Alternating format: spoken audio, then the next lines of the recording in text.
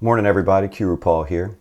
In my videos, I often stress the importance of learning Spanish verbs with their appropriate preposition, especially if that preposition doesn't match its English counterpart. For example, disfrazarse de, to disguise oneself as or to dress up as. Me disfracé de payaso, I dressed up like a clown or I dressed as a clown.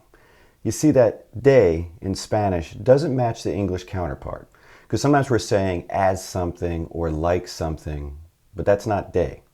That's why it's a good idea to learn it as disfrazarse de. Put that right on your word list. There are a lot of verbs that would fall into this category, and I do some other videos on them. For example, pensar en, to think about something or someone. Siempre pienso en ti. I always think about you. Another good one is quejarse de, to complain about. Mi mujer siempre se queja de los perros de los vecinos.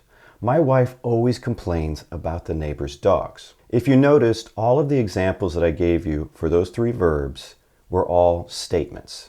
None of them were questions. So I'm going to ask you, what happens if we want to translate sentences like these? What are you going to dress up as? What are you thinking about? What is Maria complaining about? You see, our English sentences are all going to end with a preposition. So where does the Spanish preposition go when we're making sentences like that? The interesting thing is, I've never talked about this particular aspect of Spanish in my videos. And I guess the reason is I just never thought about it. But recently, a member of my Qroo Spanish crew asked this same question. So that's what inspired this particular video. So here's all you need to remember to use this correctly. This is super important, folks. Spanish will not end the sentence with a preposition. And I know we say something similar in English. We're always like, oh, don't end sentences or questions with prepositions. Yeah, we say that, but we do it all the time. I mean, look at the three examples I have. But in Spanish, no, they take that stuff seriously. They really mean it. So in order to do that, what we're going to be doing is taking our preposition and putting it in the front of the sentence. For example, what are you going to dress up as? ¿De qué te vas a disfrazar? See, we popped it in the front. What are you thinking about? ¿En qué piensas? What is Maria complaining about? ¿De qué se queja María? See, all we're doing is popping that preposition right up there in front. We know these verbs need that preposition, okay? So we're learning them that way. And we still have to deal with it, but we know they go up in front because that is a pattern that repeats throughout Spanish, all right? And I encourage adult learners to focus on learning patterns in the language because frankly, it is a much faster way to learn the language.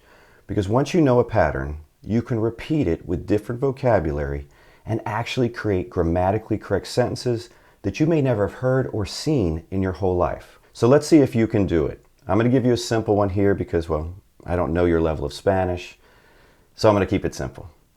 Hablar de, to talk about something.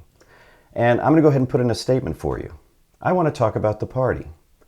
Quiero hablar de la fiesta. Super easy, right? Now let's make it a question.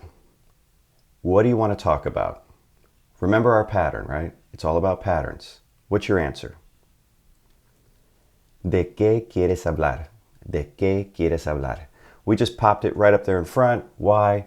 Because we need it, and it's a pattern. We're just repeating the pattern. That one was easier because you actually had an English preposition in there to remind you that you had a Spanish one. But you don't always have that. Take a look at this one. Arrepentirse de means to regret something. You see, in English, we don't have a preposition, right, that we're sticking in there. Do you regret what you did last night? ¿Te arrepientes de lo que hiciste anoche? You see, we have the de in there. We have to have the de, right? It needs to be there, even though it's not in the English. We don't say, do you regret of what you did or something like that? We don't have a preposition in English to fill that. That's why it's even more important to learn it as arrepentirse de, to regret something, and pop it in there. I actually gave you the statement on this one so you can see that arrepentirse is irregular when we're conjugating it. You see how we put it in there? And I want you to see how it's conjugated so you can actually translate this sentence. Even if you've never seen arrepentirse de, to regret something, before, and you just saw it for the first time and you're seeing how it's conjugated, can you translate this sentence? What do you regret? What do you regret? Remember our patterns, folks. Remember. Ready? ¿De qué te arrepientes? ¿De qué te arrepientes? Did you get that? Now, you may not be able to say it, right? That's not the easiest word to say, but did you get it? Now, you may never have heard arrepentirse before. You may never have heard somebody ask, what do you regret? But once you learn the pattern, you can repeat it and make the sentence. That's how it works. I still say, hands down, fastest way to learn a language. If you want to learn more about using patterns to learn Spanish, just follow my channel, because that's how I learned it, that's how I teach it, and everything I do is based on that. I'm going to give you new patterns all the time that you can kind of just take, put in your Spanish language toolbox, pop them together to make sentences.